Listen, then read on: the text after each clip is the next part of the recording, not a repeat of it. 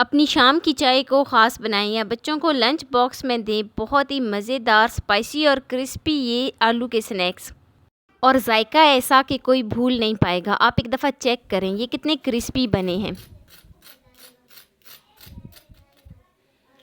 तो बिना time waste किए ये मज़ेदार से स्नैक्स बनाना शुरू करते हैं, लेकिन उससे पहले यहाँ पर आपसे एक छोटी सी रिक्वेस्ट है कि चैनल पे न्यू है तो प्लीज़ चैनल को जल्दी से सब्सक्राइब कर दें। बिस्मिल्लाहिर्रहमानिर्रहीम। तो यहाँ पर मैंने आलू लिए हैं। आलू को मैंने बॉईल कर लिया था प्रेशर कुकर में। तकरीबन मुझे 10 मिनट लगे थे बहुत ही अच्छे तरीके से। एक दफ़ा इनको मैश कर लूँगी। रात को मैंने आलू जो है ना बॉईल करके रख दिए थे। तो आलू को बहुत ही अच्छे तरीके से यहाँ पर हमने मैश करना है। मैश हो जाने के बाद अब मैं इसमें 1 टीस्पून धनिया पाउडर शामिल करूँगी। 1 टीस्पून जो है ना मैं इसमें साबुत धनिया शामिल करूँगी। 1 टीस्पून इसमें मैं कुटी हुई लाल मिर्च शामिल करूँगी और थोड़ी सी मैं इसमें हल्दी शामिल करूँगी। तो अब बारी आती है नमक की। 1 टीस्पून ही मैं इसमें नमक शामिल करूँगी। तो अब बारी आती है नहायती अहम स्टेप की, जिसको अक्सर लोग जो होते हैं ना वो मिस कर देते हैं। 1 टेबलस्पून मैं इसमें घी शामिल करूँगी।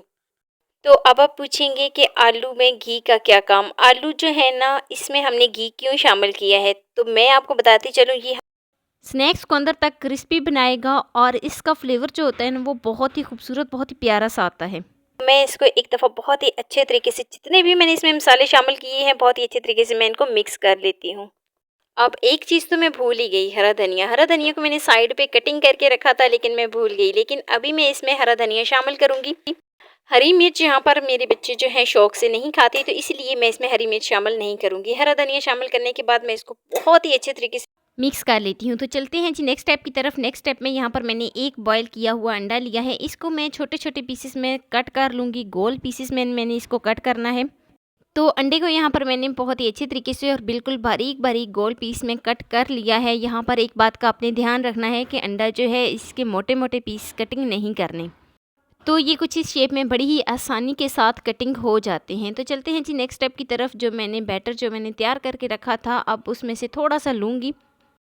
हाथों पर इस तरीके से घी लगाऊंगी। घी लगाने के बाद इसका पहले मैं इसको गोल सा एक पेड़ा बना लूँगी। गोल गोल उसको करूँगी और करने के बाद इसको एक नोकदार शेप दे लेती हूँ। तो नोकदार शेप देने के लिए अब मैं क्या करूँगी कि इसको पहले हाफ़ करूँगी। हाफ़ करने के बाद जो मैंने इसमें अंडा कटिंग करके रखा था वो इसके ऊपर रखूँगी, और रखने के बाद जो मैंने हाफ़ किया हुआ पीस था दूसरा वो इसके ऊपर इस तरीके से रखूँगी। और तो दोनों साइडों से मैं बहुत ही अच्छे तरीके से इसको एक दफ़ा बंद कर लेती हूँ ताकि अंडा जो है वो खुले ना। अब मैं इसको एक नोकदार शेप देती हूँ। तो एक दफ़ा मैं इसको बहुत ही अच्छे तरीके से आगे से इस तरीके से नोकदार शेप दूंगी। पीछे से बिल्कुल गोल शेप में होंगे, तो कुछ इस तरीके से मैंने इसको शेप दे ली है।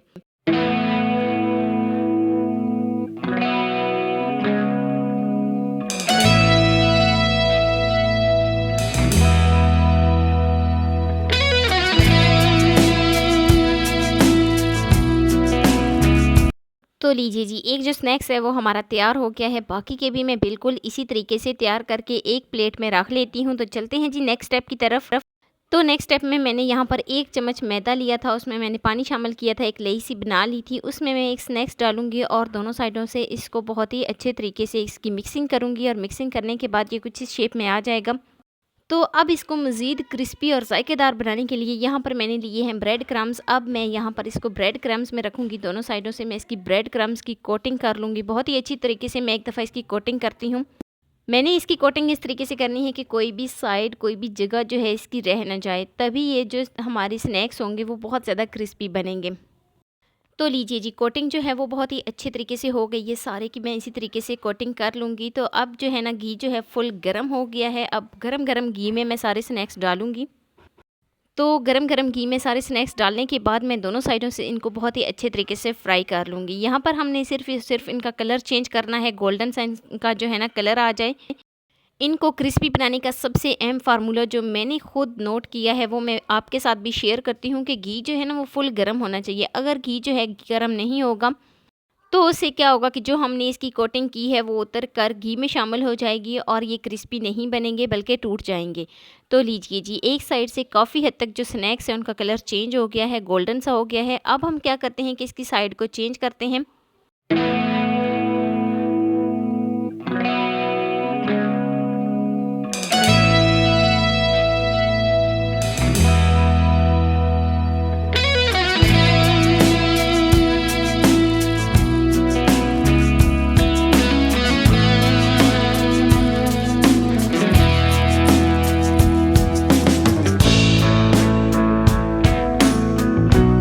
तो लीजिए जी, दोनों साइडों से स्नैक्स का बहुत ही खूबसूरत सा गोल्डन सा कलर आ गया है। तो साइड को उलट पुलट करते हुए मैंने दोनों साइडों से बहुत ही खूबसूरत सा जो है ना कलर स्नैक्स का बना लिया है। अब मैं इनको एक अलग प्लेट में निकाल लेती हूँ और निकालने के बाद ये है जी इनकी फाइनल लुक। बिल्कुल आसान तरीके से अंडा स्नैक्स जो हैं वो हमारे बनकर तैयार हो गए हैं। आप यकीन करें, आप एक दफ़ा बनाएंगे तो आप भूल नहीं पाएंगे इन स्नैक्स को। तो ये स्नैक्स आप इवनिंग चाय में सर्व कर सकते हैं, बच्चों को लंच बॉक्स में दे सकते हैं। बच्चों का तो रोज़ इशू होता है कि बच्चों को लंच बॉक्स में क्या दें। आप चेक करें ये किस हद तक क्रिस्पी बने हैं। तो ये है जी इनकी फाइनल लुक। बहुत ही मज़ेदार और बिल्कुल आसान तरीके से मैंने आपके साथ पोटैटो स्नैक्स की रेसिपी शेयर की है। तो वीडियो आपको ज़रा सी भी अच्छी लगी हो तो लाइक कर देना। फर्स्ट टाइम है चैनल पे तो चैनल को लाजमी सब्सक्राइब कर देना और बेल आइकॉन को प्रेस कर देना ताकि मेरी डेली की वीडियो आप तक पहुंच सके। दोस्तों के साथ, रिश्तेदारों के साथ शेयर लाजमी करना और मुझे एक प्यारा सा खूबसूरत सा फीडबैक लाजमी देना कि मेरी आपको आज की वीडियो कैसी लगी। मिलते हैं नेक्स्ट वीडियो में एक नई मज़ेदार सी रेसिपी के साथ। अल्लाह हाफिज़।